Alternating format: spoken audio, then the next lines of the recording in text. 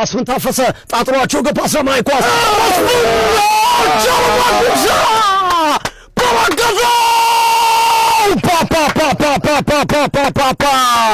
ቸርነት ጉግሳ ለኢትዮጵያ ብሔራዊ ቡድን ቀዳሚውን ጎል ማስደናቂ ሁኔታ መረብ ላይ ወዘው ምን አይነት ኳስ ነው ያሳየን! ምን አይነት ድንቅ አጥቂ ነው መስፍን ታፈሰ! ምን አይነት ድንቅ ተጫዋች ነው!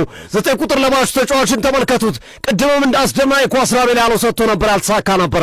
የኛውን ኳስ ግን በቀውሰራ አቅጣጫ ተጫዋቾችን ከጥቅም ውጭ አድርጎ 1-2 ተጫዋቾችን ጥሎ በግሩም ሁኔታ ክሮስ ያደረገውን ኳስ ከኋላ ተንደርድሮ የመጣው ቸርነት ጉግሳ አለጠፈው።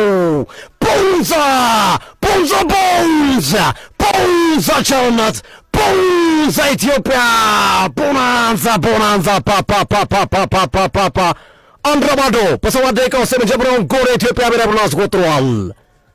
ይህን ነው ቀደም ሲል የነገርኩ። የሚጫወት ቡድን ለኢትዮጵያ ብሔራዊ ቡድን ያን ያህል ከባድና አስቸጋሪ አይሆንም።